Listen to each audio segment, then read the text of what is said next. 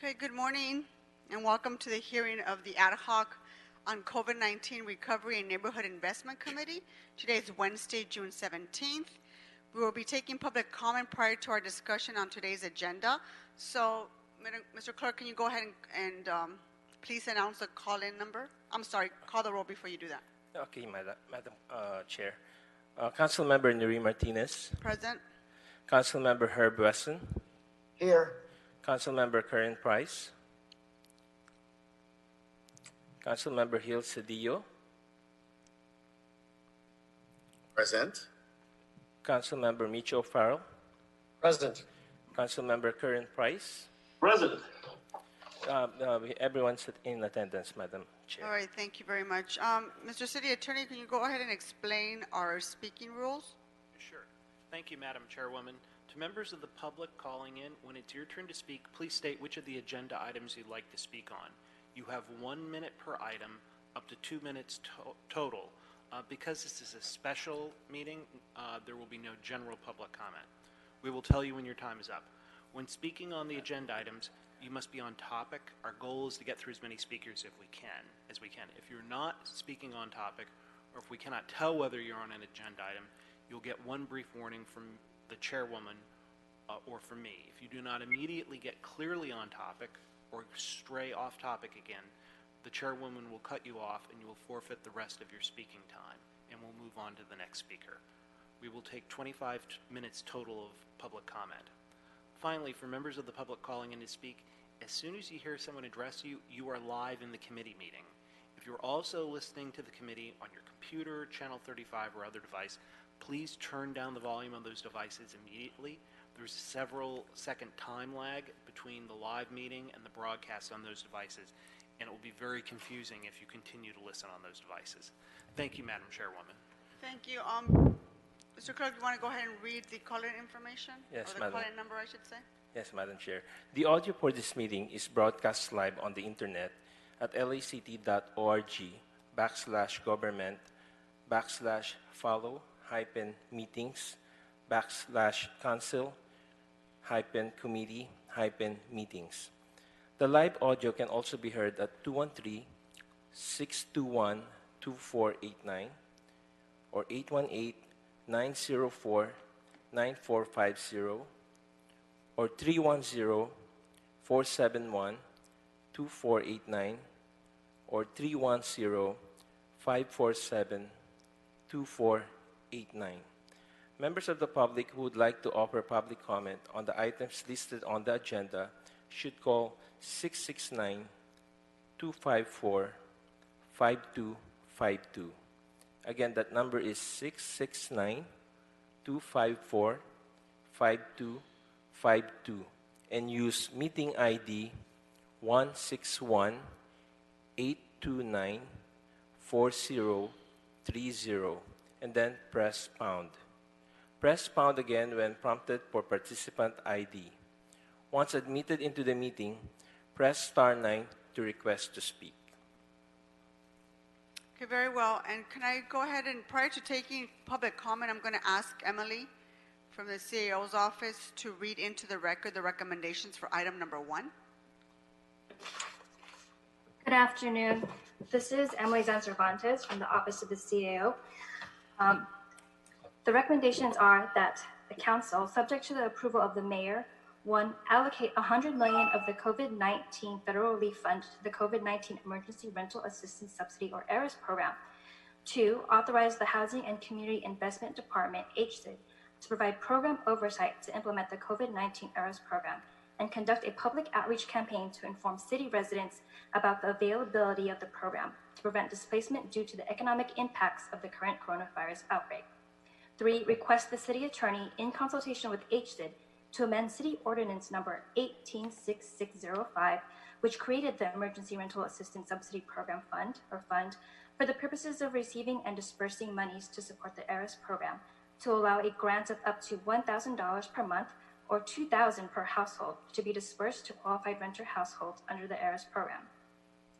4, instruct the HCID to report back and request authority to execute a contract with Stone Phones to augment HCID's call center operations and handle the anticipated increase in call volume as a result of the ARIS program. I have authorized the aide to general manager or designee to A. Execute a Fourth Amendment to City Contract Number C134129 with the Southern California Housing Rights Center to increase the compensation amount by $98,109,330 for a cumulative compensation amount not to exceed $108,949,830 for the administration of the ARIS program, subject to approval of the city attorney as to form and legality, compliance with the city's contracting requirements, and funding availability.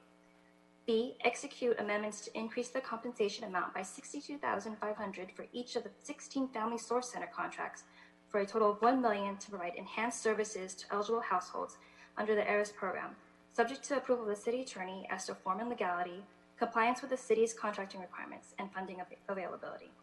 C. Execute a sole source contract with CAS NX LLC to develop the application system and support for the ARIS program, with a contract term from June 1st, 2020 through May 31st, 2021, and a compensation amount not to exceed $275,000 for a one-year term subject to approval of the city attorney as to form and legality, compliance with the city's contracting requirements, including completion of the Charter Section 1022 determination process, and funding availability.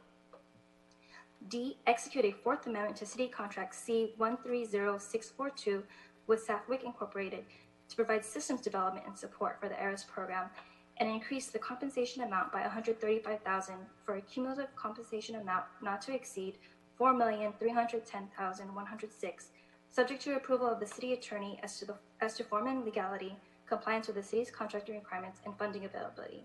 And E. Prepare controller instructions and make any necessary technical adjustments consistent with the mayor and council actions on this matter, subject to the approval of the city administrative officer. And 6, instruct the city clerk to place on the agenda on the first regular council meeting on July 1st, 2020, or shortly thereafter, the following instructions. Authorize the controller, subject to the approval of the mayor, to A. Establish new accounts and appropriate funds within the Emergency Rental Assistance Subsidy Program Trust Fund number 63D as follows.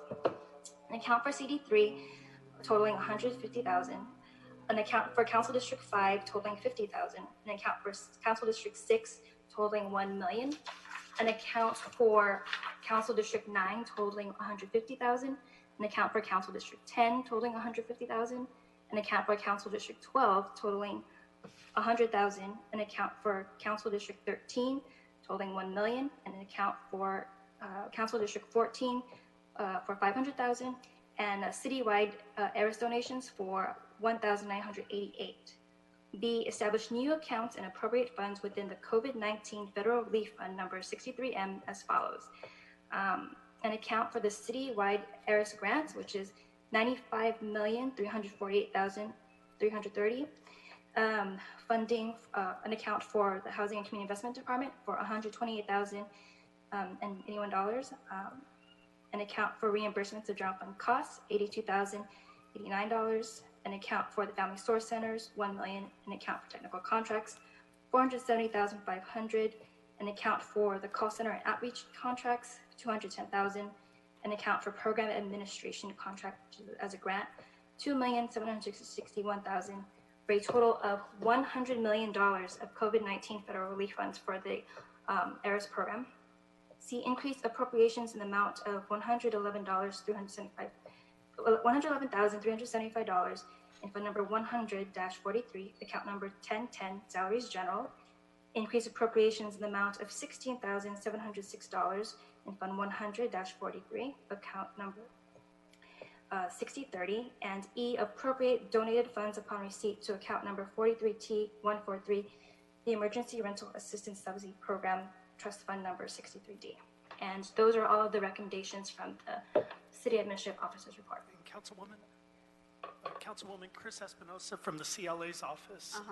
We would simply recommend that 5C be amended, and it would be execute a sole source contract with CASC NX LLC to develop the application system and support for the ERAS program with a contract term for June 1st, 2020 through May 31st, 2021, and a compensation amount not to exceed $275,000 for one-year term, subject to the approval of the city attorney as to form and legality, compliance with the city's contracting requirements, and that the council find that the services to be performed by CASC NX LLC are for the performance of professional, scientific, expert, technical, and other special services of a temporary and occasional character for which competitive bidding is not practical or advantageous, and that the work can be performed more economically or feasibly by independent contractors than by city employees. Thank you. All right, thank you. Let's go ahead and open up public comment now.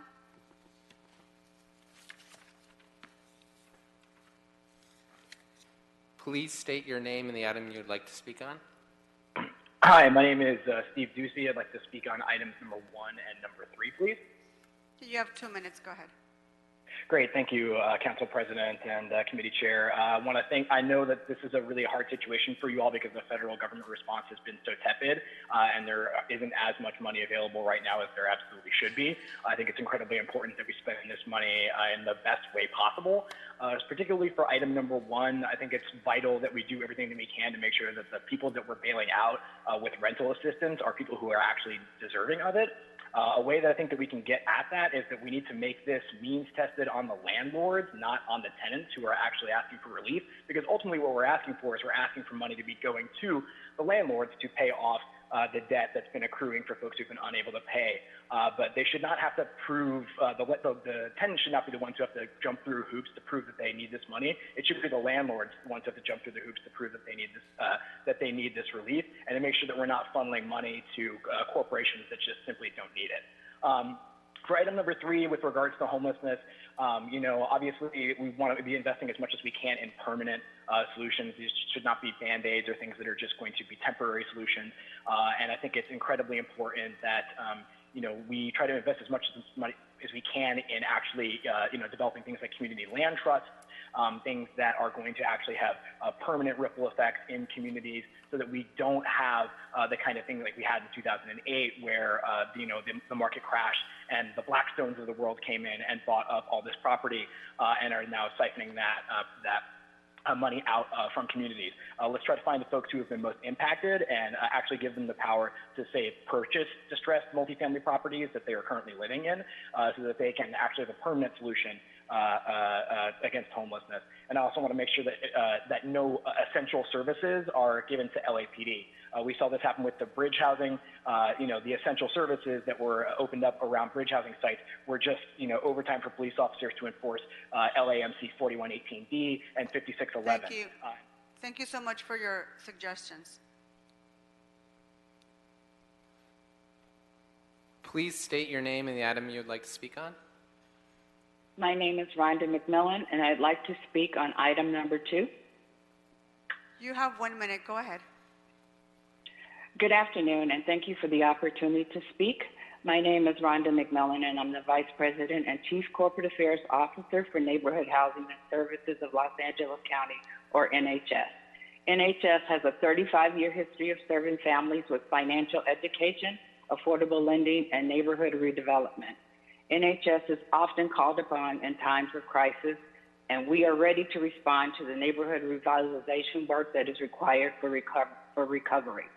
NHS has reinvested more than $7 billion back into communities to help low and moderate income families, and we are available to serve. We are also an active member of the Healthy LA Coalition, and will work with the members to get the work done. Thank you.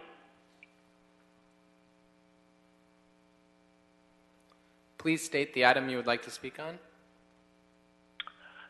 Zachary Warma, calling on item number 3. Go ahead. You have 1 minute.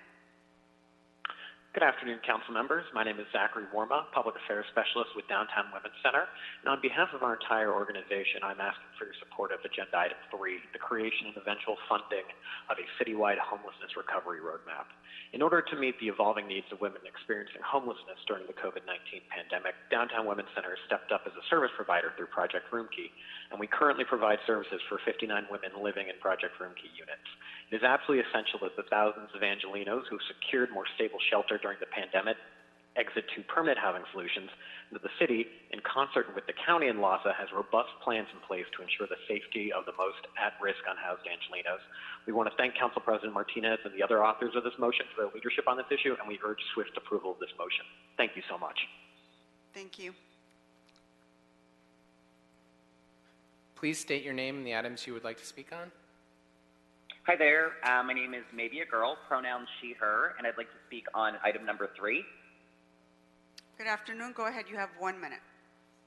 Thank you. I'm a member of the Silver Lake Neighborhood Council, and I'm also one of our homelessness liaisons. And I'd like to speak in favor of funding 15,000 units using funds from the CARES Act. I'd like to note that the attached motion document for item 3 uses data from the 2019 LA homeless count, which notes 36,165 unhoused Angelenos. And with the recent release of the 2020 LA homeless count, that number has increased 13.6% to 41,290 unhoused Angelenos. And a further note, the homeless count was conducted prior to the COVID-19 emergency declaration, and this number is expected to increase once the eviction moratorium expires.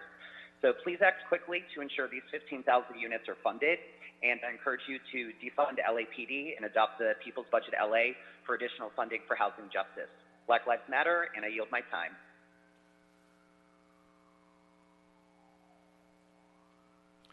Please state your name and the items you would like to speak on. Hello, my name is Karen Mazurvi. I would like to speak on item number 3. Good afternoon. You have 1 minute. Go ahead.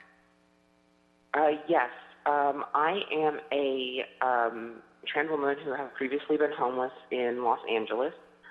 I live in a neighborhood where there have been banners in the community to prevent the creation of new housing shelters. I wanted to say that since I cannot imagine what it would be like to be homeless right now during a pandemic and flagrant public police brutality, that we need to secure long-term housing for the people experiencing homelessness, and that LA must fully fund its share of the plan using the federal CARES Act funding. Thank you. I yield my time. Please state your name and the items you would like to speak on. Brady Collins, items 1, 2, and 3. Okay, you have 2 minutes to discuss your Yes, items. Go ahead. Thank you. Regarding item 1 on today's agenda, first, I'm with Kiwa, the Koreatown Immigrant Workers Alliance.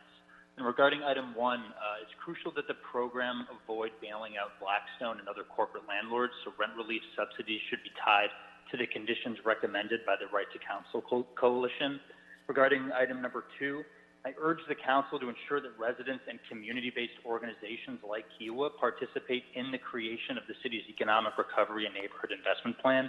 With nearly 30 years of experience working in Koreatown, at Kiwa, we know that economic development must be rooted in the experiences of community members in order to adequately support them. Any market-based investments need to be paired with strong policies that protect residents, workers, and the cultural vitality of communities in order to prevent widespread gentrification and displacement. Regarding item 3, I urge the council to prioritize permanent affordable housing. The city and the county need to work together on this. LAHSA has a plan to permanently house 15,000 of our most vulnerable unhoused neighbors in LA, and the city of LA should contribute at least $450 million in funding towards that goal. We also need to invest at least $300 million of CARES Act funding to buy housing in areas where lower-income residents are vulnerable to displacement. By selling that land to community land trusts, it can be permanently preserved as affordable housing, and the proceeds can be invested in new land purchases to remove housing from the speculative market and further stop displacement. In sum, we would like to see the city use CARES Act funding to create permanently affordable housing for the people in LA who need it the most, have residents in low-income communities of color participate in the creation of the Economic Recovery and Neighborhood Investment Plan, and put safeguards on the rental relief program to ensure it helps regular Angelenos, not Wall Street landlords. Thank you very much.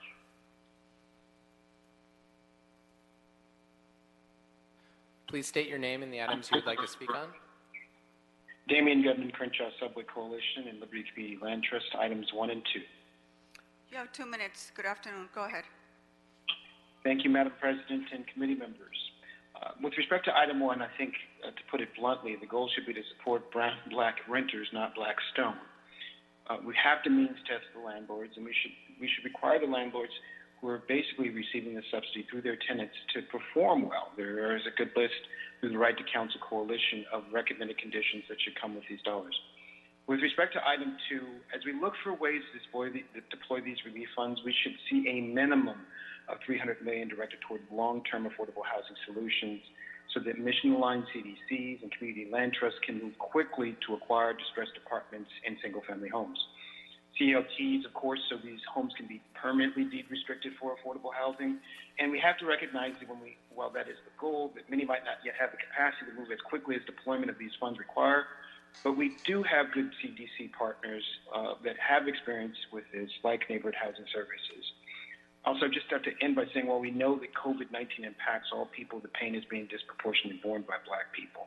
The fact that we were already undergoing severe economic distress prior to COVID-19 due to systemic anti-Black racism only underscores the need to advantage and prioritize these communities as we deploy these and other funds. Taking land in Black communities off the speculative market can help alleviate some of the pressures that we're hearing and seeing from those that are in the streets. Thank you so much. Please state your name and the items you speak on. Hello, my name is Caleb Crowder. I'd like to speak on items 1, 2, and 3. You have 2 minutes. Go ahead. Awesome, thank you. My name is Caleb Crowder. I'm with the Everyone In campaign, Ground Game LA. For item 1, I just want to point out what so many other folks have, that there needs to be some sort of means testing contained in this motion to ensure that we're not just giving rental subsidies out to Blackstone and other terrible corporate landlords who for far too long have been gentrifying and ruining our communities. We need to see explicit information and language in there saying that we're going to ensure that our renters are taken care of.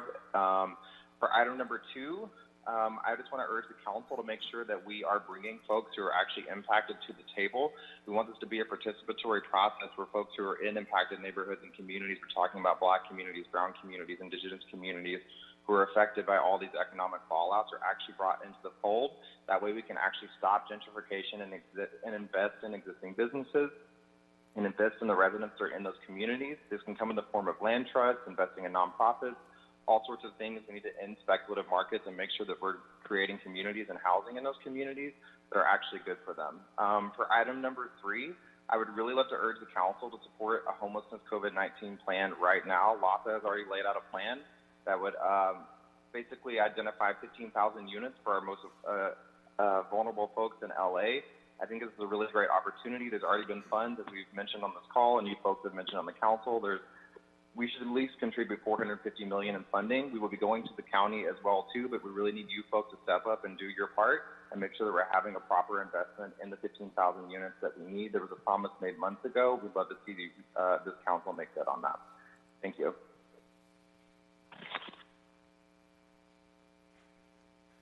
Please state your name and the items you would like to speak on.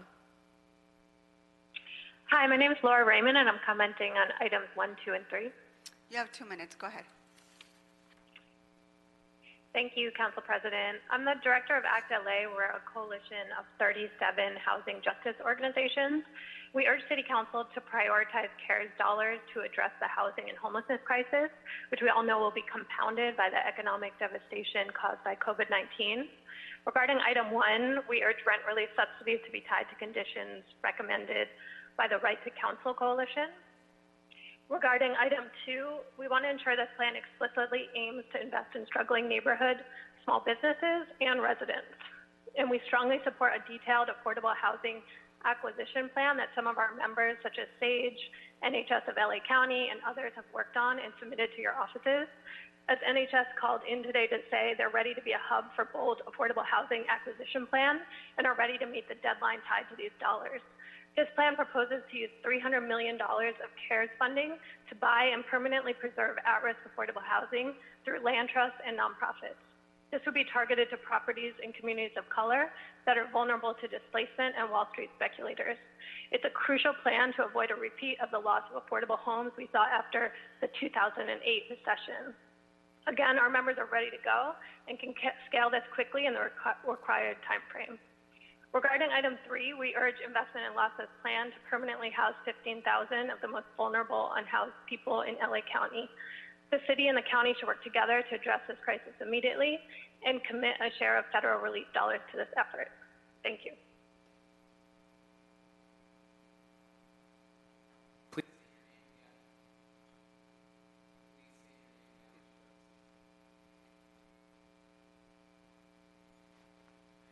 Please state your name and the items you'd like to speak on. My name is Frank Romero Crockett, and I want to speak on item number 3.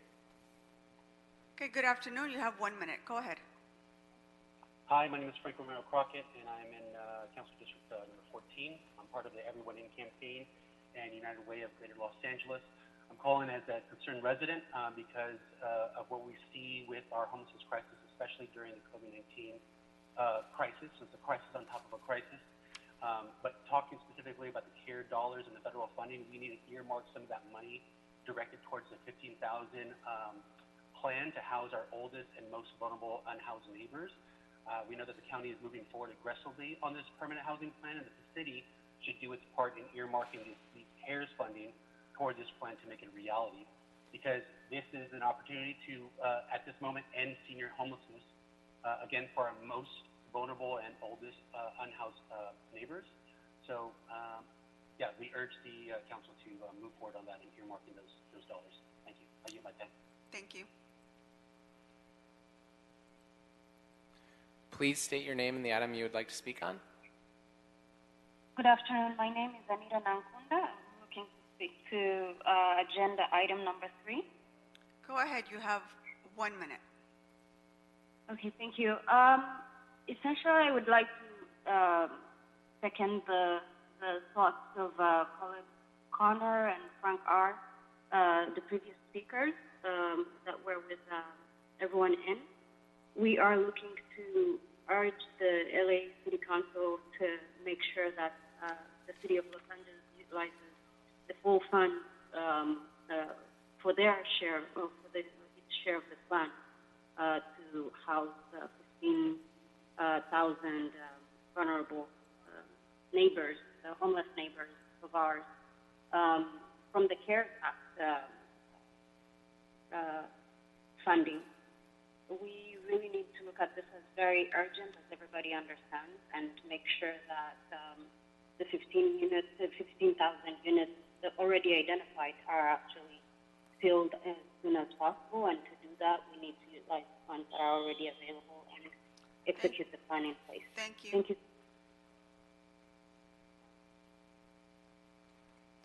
Please state your name and the items you would like to speak on. Hi, my name is Morgan Harmon. I want to talk about agenda item number 3. Good afternoon. You have 1 minute. Go ahead. Thanks. Hi, I'm Morgan. I'm calling today in support of item 3 regarding the homelessness recovery roadmap. I'm a clinical social worker, and for the past 2 months, I've been providing services to women who have been housed through Project Room Key at sites all around Los Angeles. I provide mental health services, individual therapy, and crisis response, and it's been incredible to watch the way simply having housing positively impacts an individual's ability to progress and participate in mental health treatment.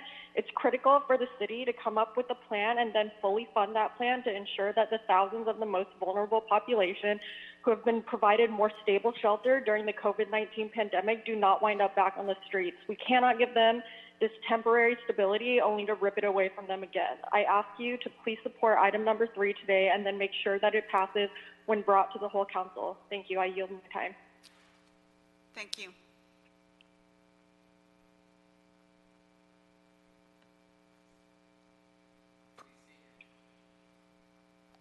Please state your name and the items you'd like to speak on.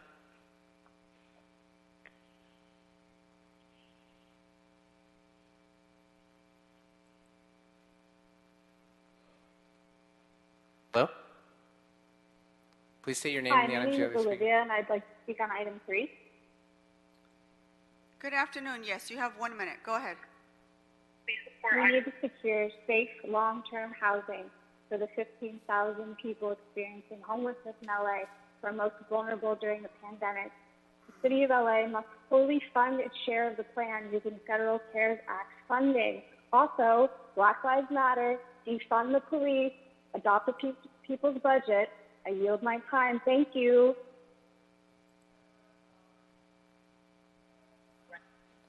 Please state your name and the items you would like to speak on. Jessica Sykes, items 1, 2, and 3. Good afternoon. You have 2 minutes. Go ahead. Hi, thank you. So for item 1, it is crucial that the program avoid bailing out Blackstone and other corporate landlords. Rent relief subsidies should be tied to the conditions recommended by the Right to Counsel Coalition. For item 2, I urge the council to ensure that residents and community-based organizations in the most disadvantaged neighborhoods participate in the creation of the city's economic recovery and neighborhood investment plan. Any market-based investments need to be paired with strong policies that protect residents, workers, and the cultural vitality of communities. Stopping gentrification and investing in existing businesses and residents need to be an explicit goal of the plan. For housing recovery, I urge the council to invest $300 million of the Coronavirus Relief CARES Act funding to buy housing in areas where low-income residents are vulnerable to displacement driven by Wall Street speculators. By selling that land to land trusts and nonprofits, it can be permanently preserved as affordable, and the proceeds can be invested in new land purchases to remove housing from the speculative market. For item 3, I urge the council to invest in losses plan to permanently house 15,000 of our most vulnerable unhoused people in LA County. The city and the county must work together to address this crisis immediately and commit a share of federal relief dollars to this effort. The city of Los Angeles should contribute at least $450 million in funding towards the 15,000 person goal, including $150 million from the Coronavirus Relief Fund, $150 million from state homelessness funding, $100 million from the Emergency Solutions Grant, and $50 million from the Community Development Block Grant funding. Defund the police and adopt the people's budget, Los Angeles. Thank you.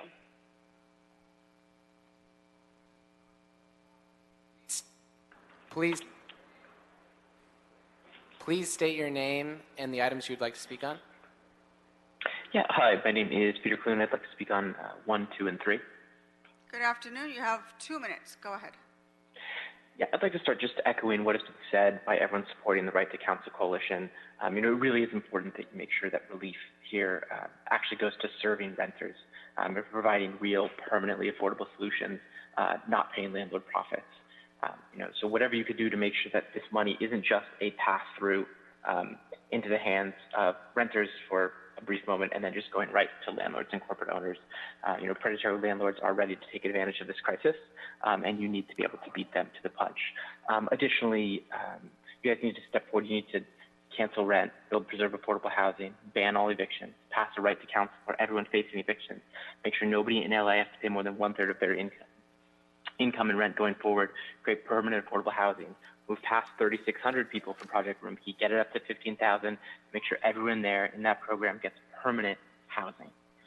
We have 14,000 more people unhoused this year than last. That was before COVID. I'm not sure if you've had the chance to read the UCLA Luskin Institute report on impending evictions in LA after COVID-19, but please do. It is sobering. We're looking at hundreds of thousands of evictions across the city. Optimistic predictions are an extra 36,000 unhoused households, 56,000 unhoused children after COVID. People are going to be evicted, and you need to stop that. You need to keep people in their homes. Right? We have the money to do this. Right now it's being wasted in the LAPD budget, so take more, take it all, defund the LAPD, support the people's budget, support the People's City Council. Also, Mitch O'Farrell, chair of the Homelessness and Poverty Committee, overseer of Epic Failures, put away your study on poverty from a summit you held in September that you love to tout. Too little, too late. Shame on you. Resign. That you want to spend $30 million in CARES money on the Hollywood Walk of Fame is an embarrassment and shows people exactly what kind of person you are. I can't wait till you lose your next election. Thank you.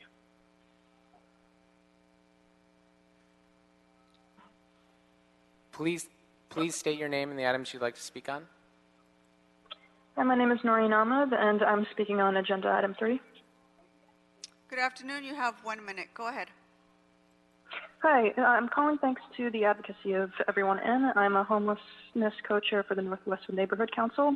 I want to express the importance of creating a thoughtful recovery plan that fully uses federal CARES Act funding and secures long-term housing. I know of individuals staying in Project Roomkey who may not be able to go back to the place they were securing shelter before this, and it's on us to all be considering the welfare of individuals in these circumstances. Even amidst everything going on right now, it's incredibly important to prioritize this plan and incorporate the voices of unhoused residents and the community groups that support them. Additionally, there needs to be housing specifically designated for labor and sex trafficking survivors, separately housing designated for domestic violence victims. The numbers for all of these groups are increasing through this pandemic and need our attention, advocacy, and genuine care. Thank you for your time.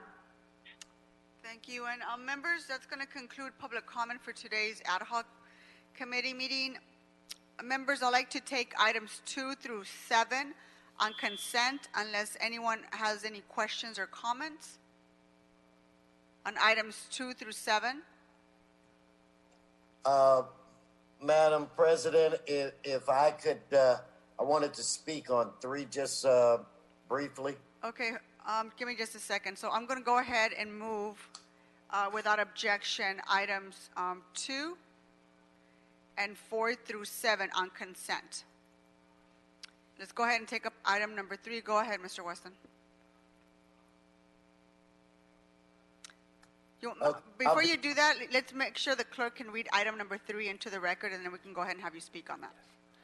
Item number 3 is motion Buscaino, Krikorian, Martinez, O'Farrell, and Price relative to the development of a COVID-19 homelessness recovery roadmap to provide essential services and housing to the homeless population in response to future outbreaks of disease, with focus on housing all residents over the age of 65.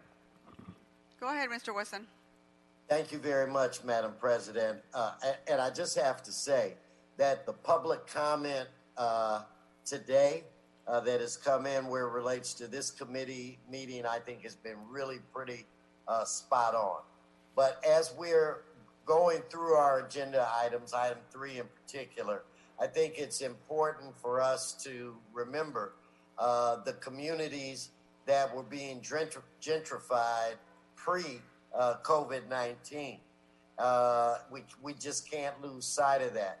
And you know, and it's great that we're looking at buying hotel, motel rooms, but I think that we also need to look at ways to acquire multi-family units and single-family units.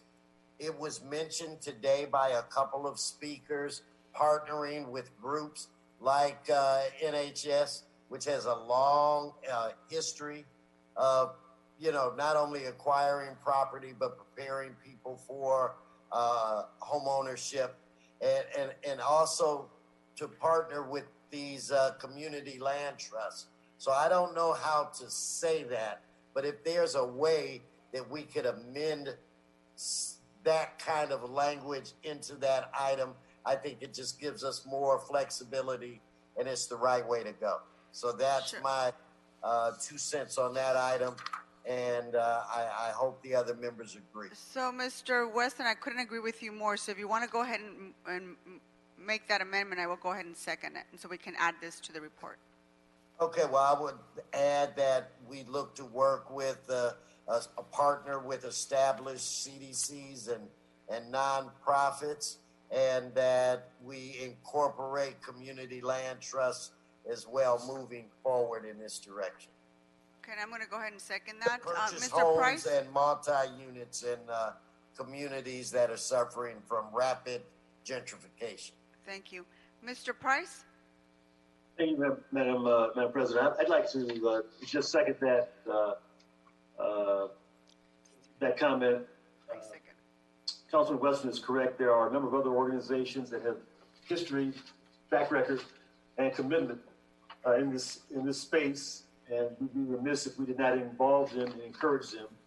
I think neighborhood housing was singled out. There may be several others, but I think we wanted to create an atmosphere where we have as many committed organizations involved in making this happen. It's a big task. It's going to require lots of hands. I'm excited that we're moving forward in this direction, I just want to make sure that we have as many hands on deck as possible so that we can serve as many citizens as possible. So I support it. Thank you, Madam Chair. Okay, let's, Mr. Clerk, let's go ahead and vote on item number 3 as amended. Please call the roll. Okay, Councilmember Neri Martinez. Aye. Councilmember Herb Wesson. Wesson, aye. Councilmember Curran Price. Aye. Councilmember Hill Cedillo. Cedillo, aye. Councilmember Micho Parro. Aye.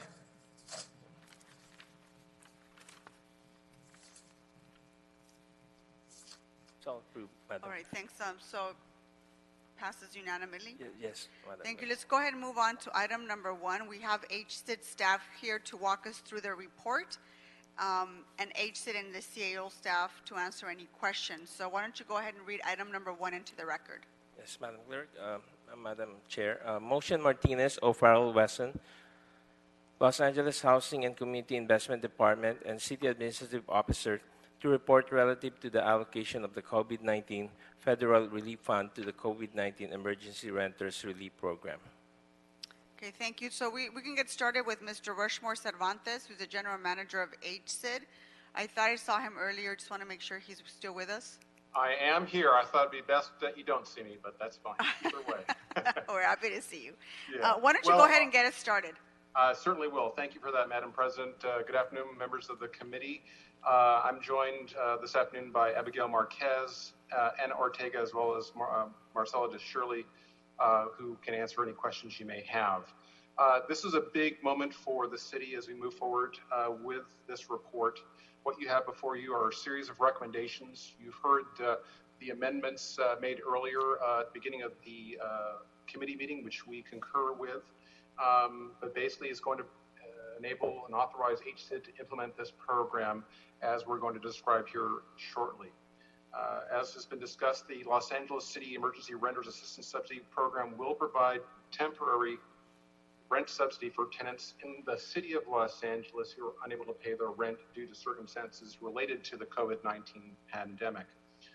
The subsidy will provide a grant of up to $1,000 per month to cover the monthly rent without exceeding their amount that they pay per month for a maximum of 2 months or $2,000. The program will be available to renters of multifamily renters who meet the following criteria.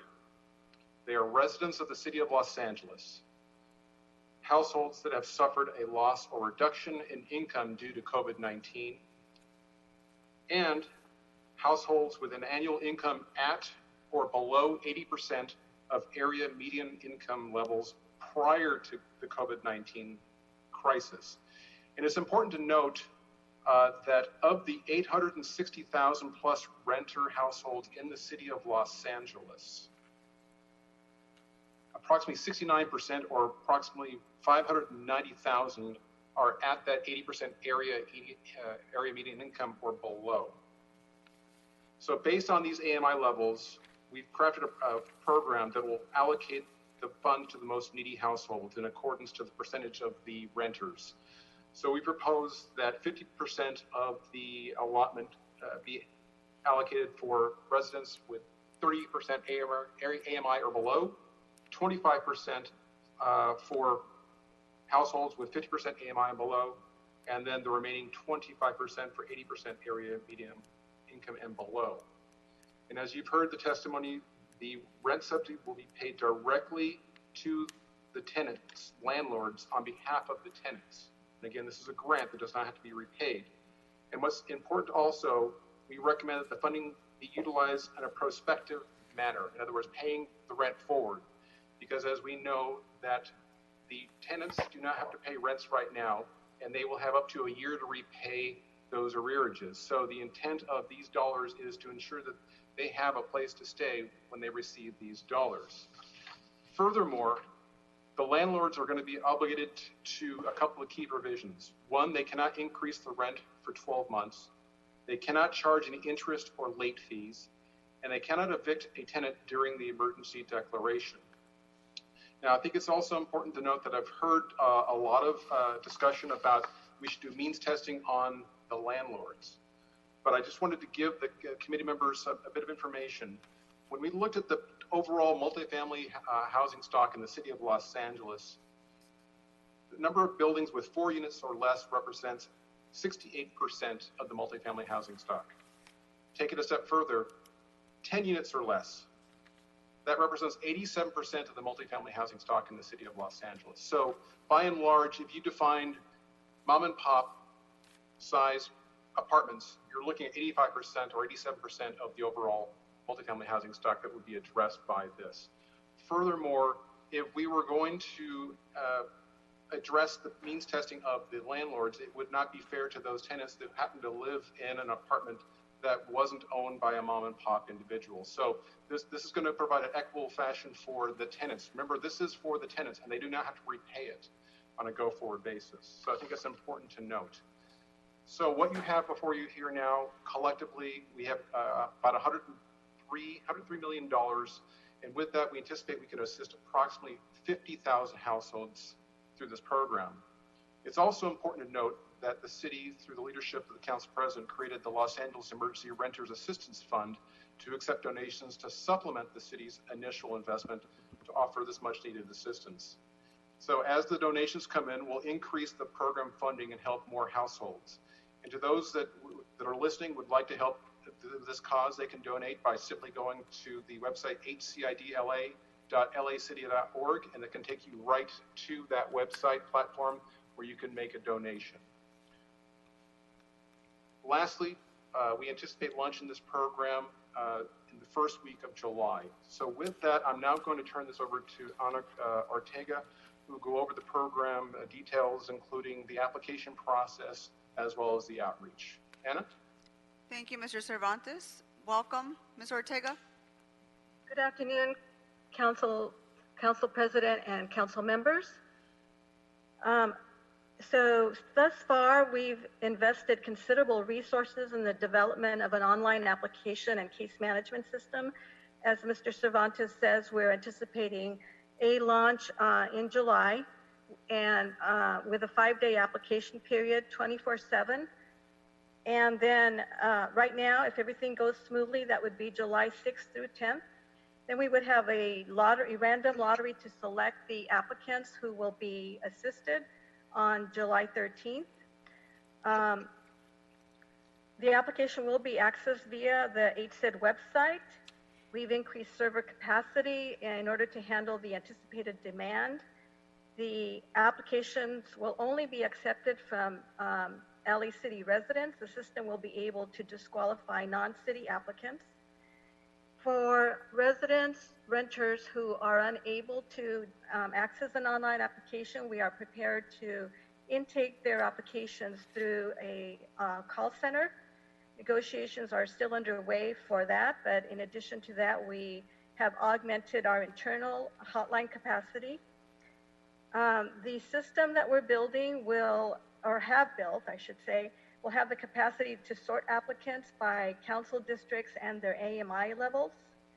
Once their applicants are in the lottery, each applicant will have a unique ID number, and the system is designed to track the applicant's status and generate notifications to the applicants and let applicants check their status. Again, if anyone is unable to use the online application system, so we're partnering with several important partners here. For those candidates who are unable to upload their documentation and verification online, our family source centers will be an integral part of this. So all 16 family source centers throughout the city will be able to receive applicants and assist them in completing their documentation. And part of the system will have an appointment scheduling system that applicants can utilize to complete their qualifications.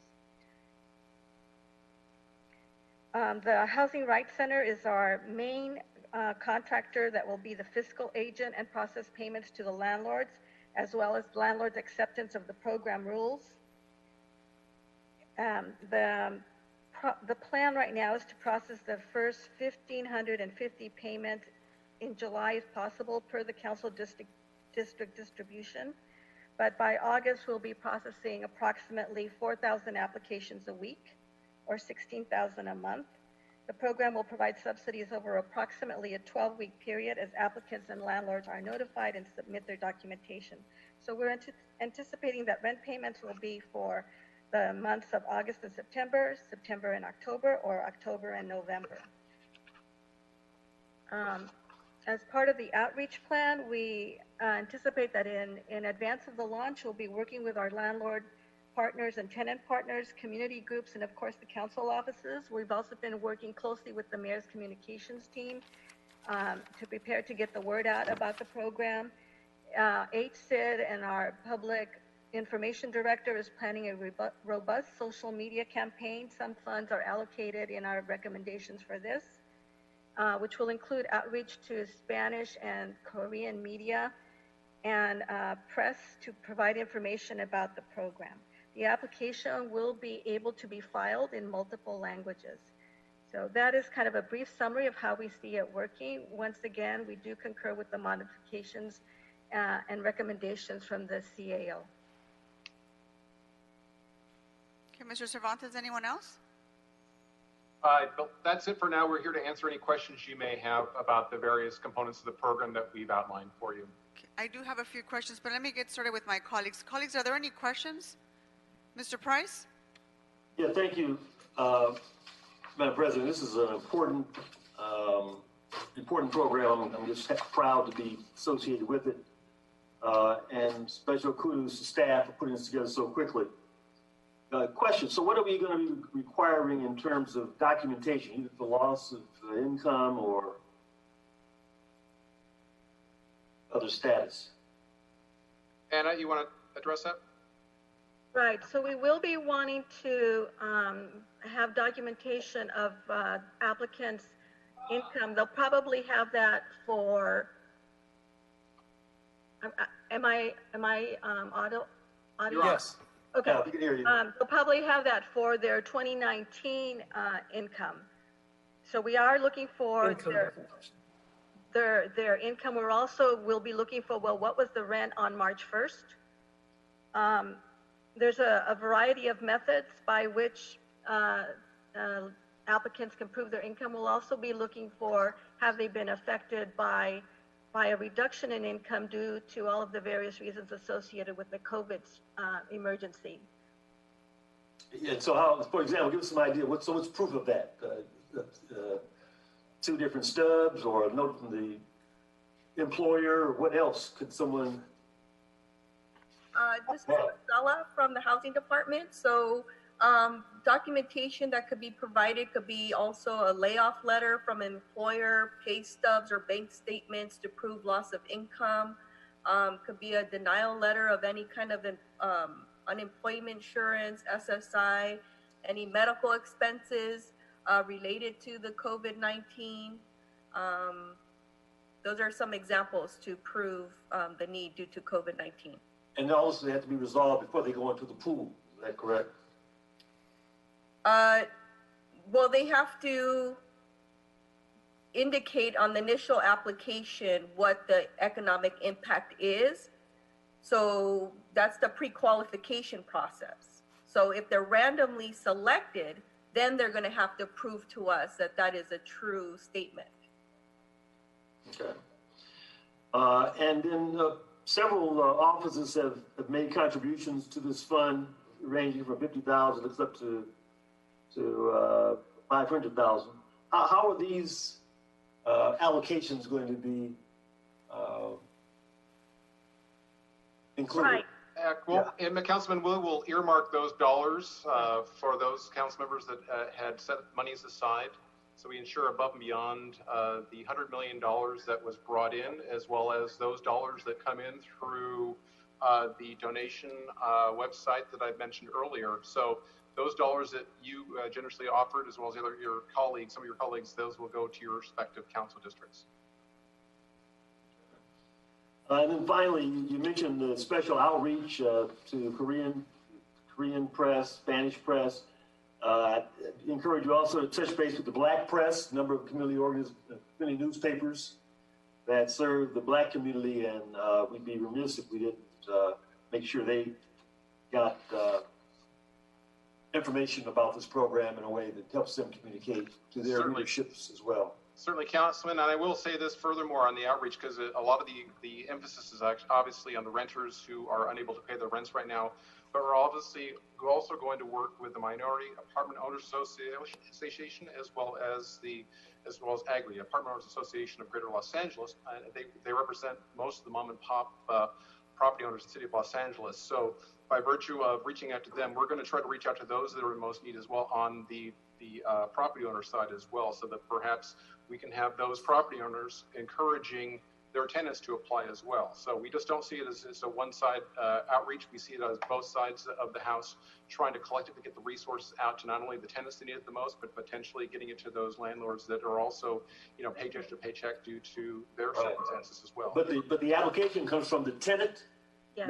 the landlord, correct? Yeah, can the landlord try to initiate something, or it has to really be going through the tenant? It still has to be, the tenant still has to qualify. Right. It's based on the tenants, and they do not have to pay. So this is something that in the future, this is a grant. And the nice thing about this is that once we pre-qualify them, we give them the money, then we don't see them again. That they're off and running, so they don't have to see us again. And really the onus then is on the back end with the property owners to ensure that they adhere to those requirements that I articulated earlier, that they can't evict those tenants for any shape or form for non-payment, and they can't charge the late payments or fees. So we're going to work with both sides of it. So again, with the apartment owners, if they're in a dire situation, they can certainly work with their tenants and encourage them to apply. But it is based on the tenants' qualifications. And finally, it seems that one reason we're able to ramp up so quickly is that we're using some previously used vendors. And I'm just curious about the call center contract. Is that a local contract, or is that somebody out of Minnesota providing these call center services? How is that program? And Marcella? We're still negotiating the call center. It's a referral that we received from the mayor's office, from the call center that was utilized for the Angelino project, who was able to dedicate, I believe it was 75 or 80 lines to this, and that's kind of the capacity that we need.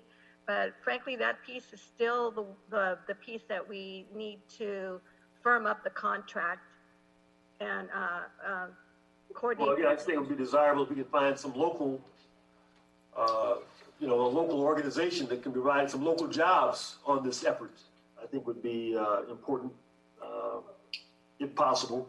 So I'm just curious. I think we should always be trying to find local vendors to make these programs work. I know there's some benefit in using someone who's already been tested, and there's value in that. But whenever we can spread it around a little bit, I think we should be trying to do that as well.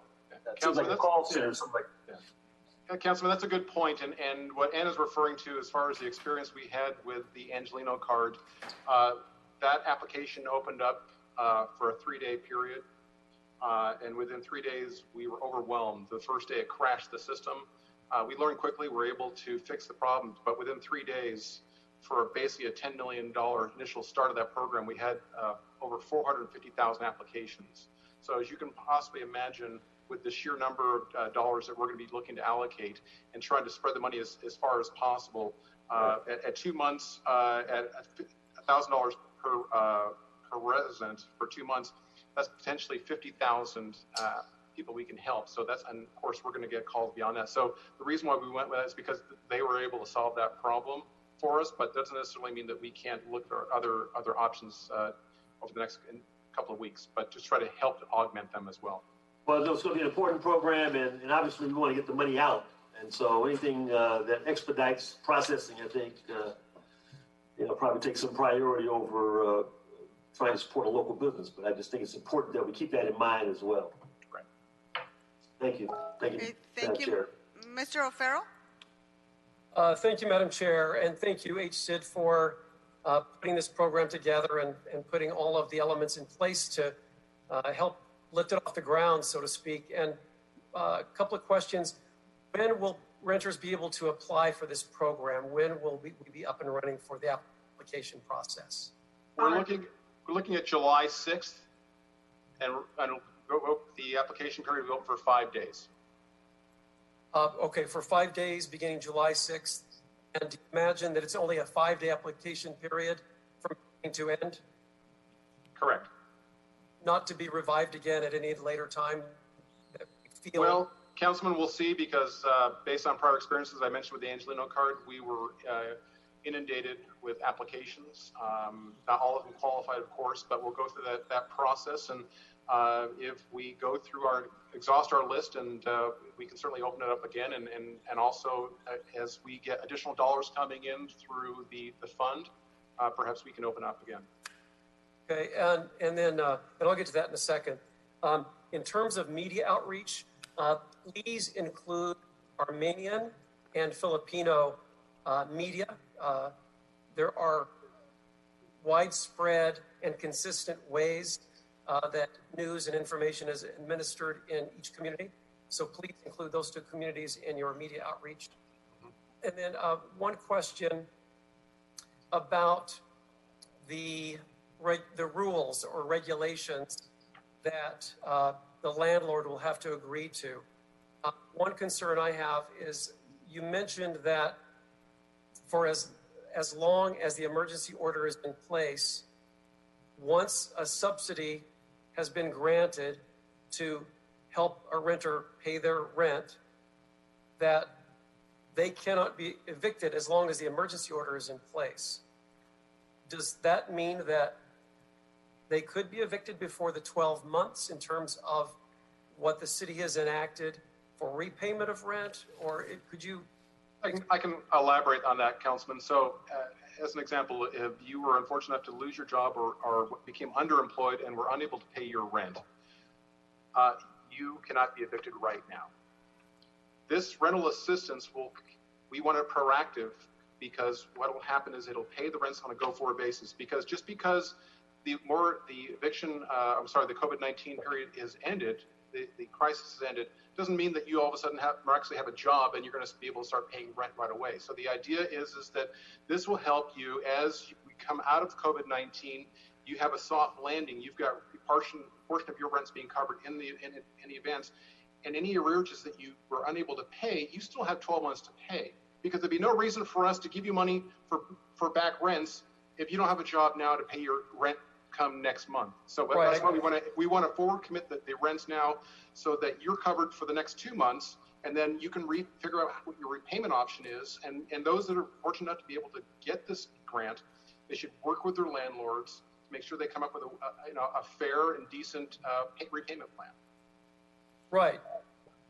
But can they stay housed if the landlord agrees, yeah, this is pretty good, and this goes toward your rent, that's wonderful, but I don't want the landlord to be able to say, as soon as the emergency order is lifted, they can still enact eviction proceedings. You see where I'm going? Right. I want there to be some guarantee that they're in a more protected category once they receive the rent subsidy.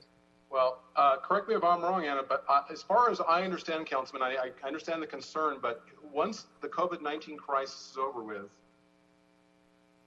the back rents, again, do not have to be repaid for 12 months. In the city of LA. Yes, but that does not necessarily mean that on a go-forward basis that you can go 2, 3, 4 months without making payments. So really, the moratorium is during this period, and if you can't pay, you can't pay. So you can repay it, and that's why we want this forward commitment. But there's really no law that would be able to prevent a tenant from not being evicted for not making payments 2, 3, 4 months after the COVID-19 is over. Unless the state intervenes through the Judicial Council or through legislative action. Correct.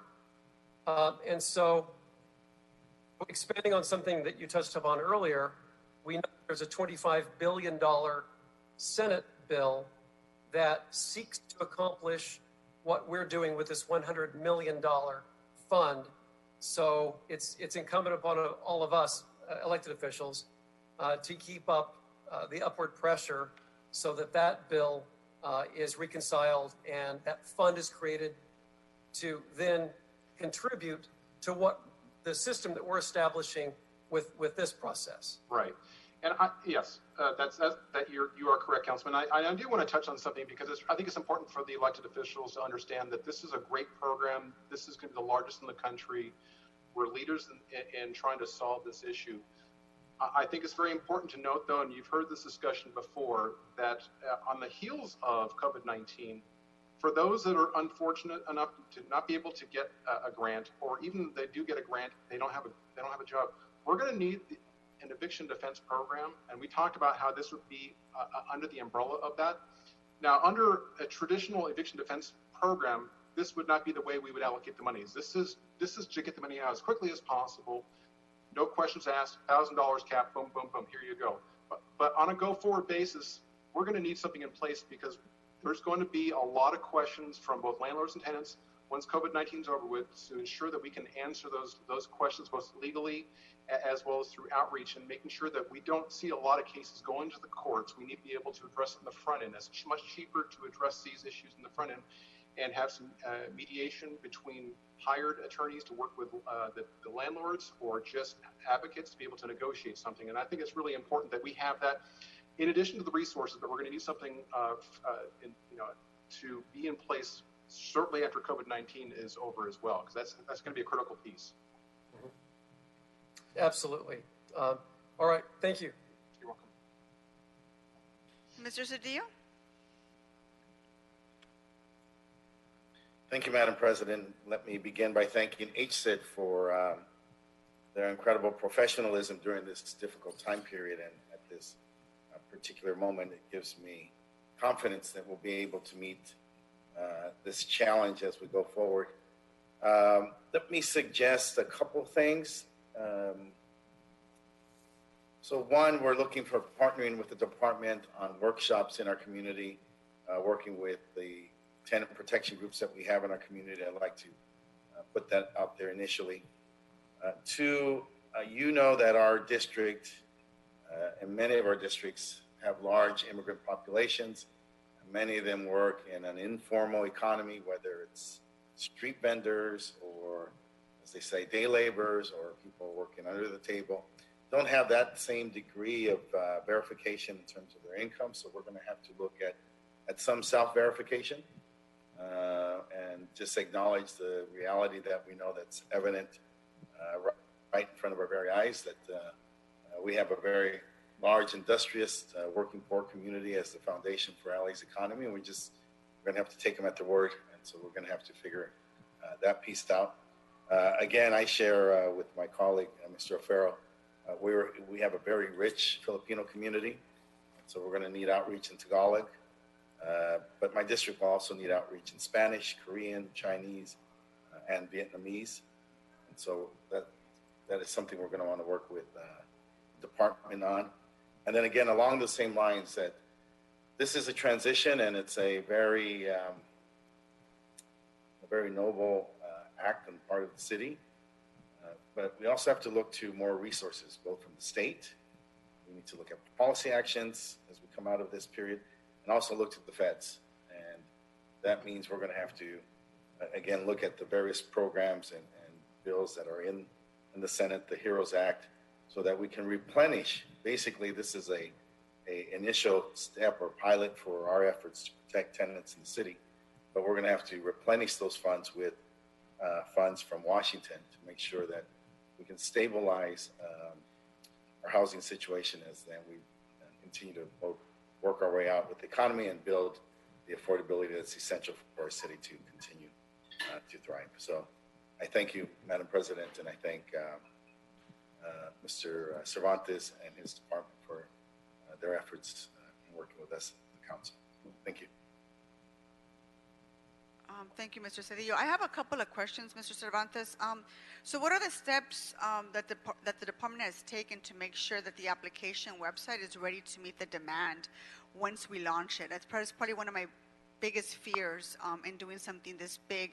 I know we're experts on the emergency relief fund that we launched several months ago last year, so we're building upon that foundation, but the demand is so much bigger this time, and there's more money in the renters relief fund, so I just want to make sure we're meeting the demand when it comes to the technology piece of all this. You want to weigh in?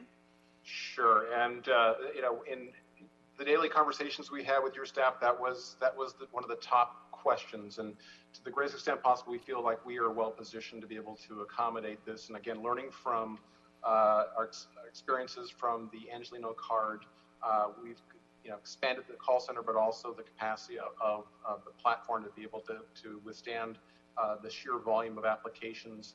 And what we learned also from the Angelino card is in the method by which that we're going to be able to basically self-select, if you will. People will not be able to get past a certain threshold if they cannot prove, as an example, or they're not in the city of Los Angeles, they will be automatically kicked out. So that'll reduce some of the volume just by virtue of through the screening process. They will not be able to pass. And I know that Anna's been working in great detail on this. Anna, you may have a couple of other comments to add to provide some level of comfort on the system. Anna?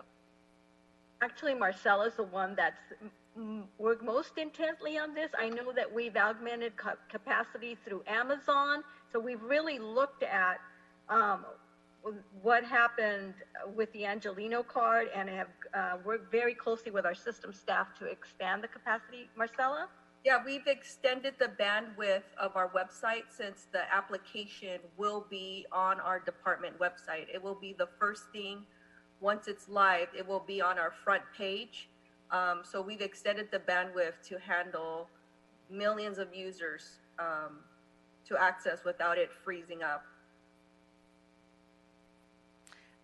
And so my follow-up question is, how are applicants able to check their application status once they applied?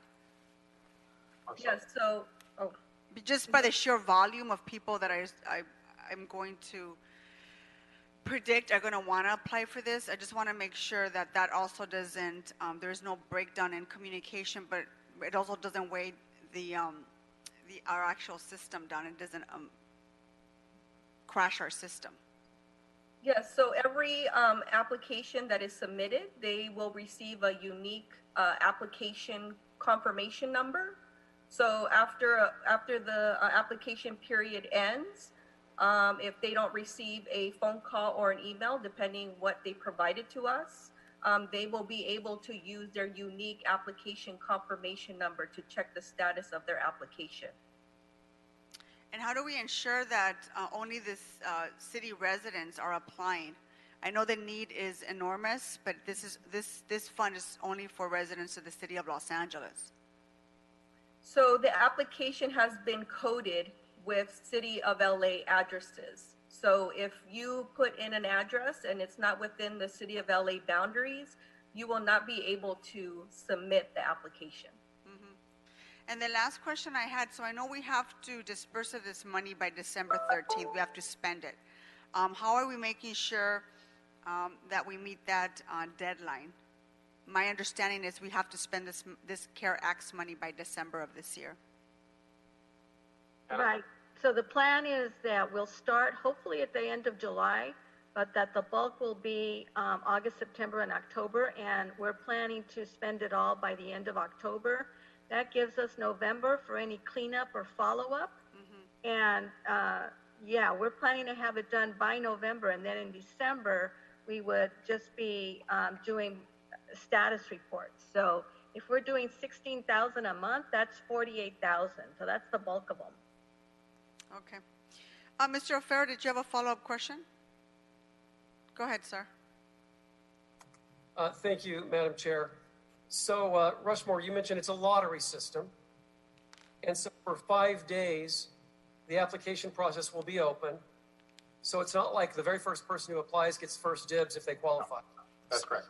For a 5-day period, folks from across the city will apply regardless of immigration status, regardless of nationality, and then the lottery situation will take effect once all of the applications are in the hopper.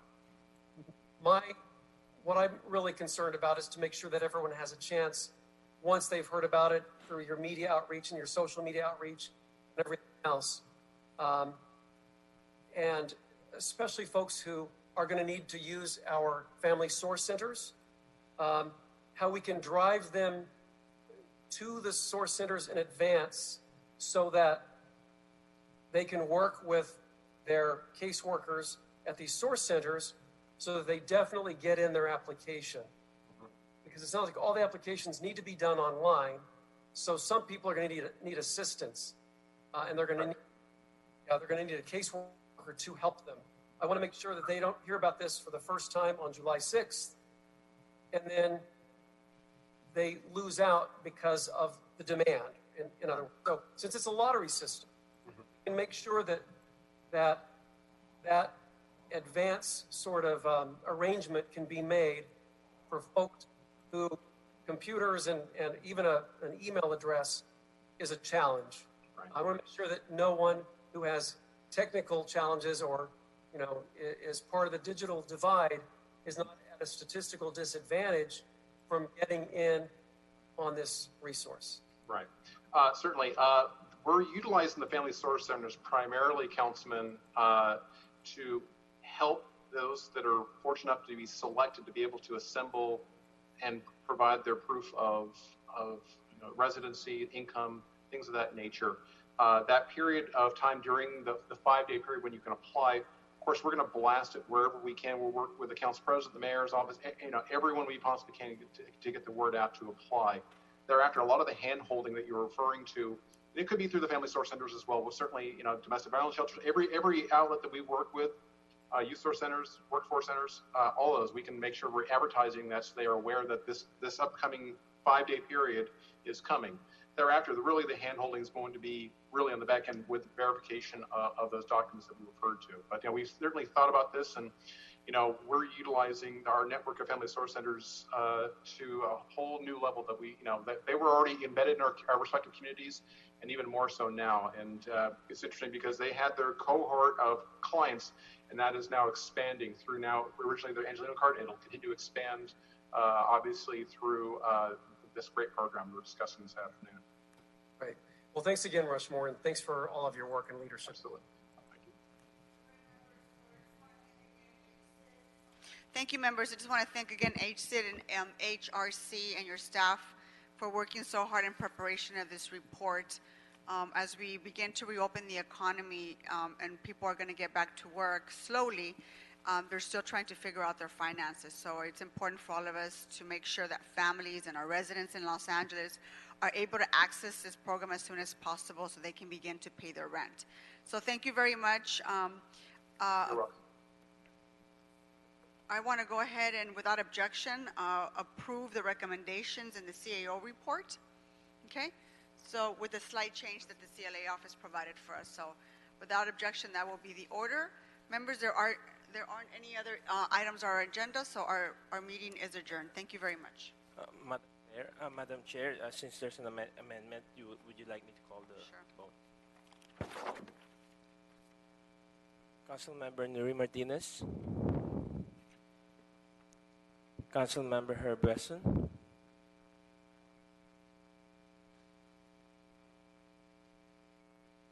Councilmember Karen Price. Aye. Councilmember Herb Wesson. Aye. Councilmember Hugh Cedillo. Cedillo, aye. Councilmember Micho O'Farrell. Aye. We got 5 ayes, Madam Chair. Thank you very much. Our meeting is adjourned.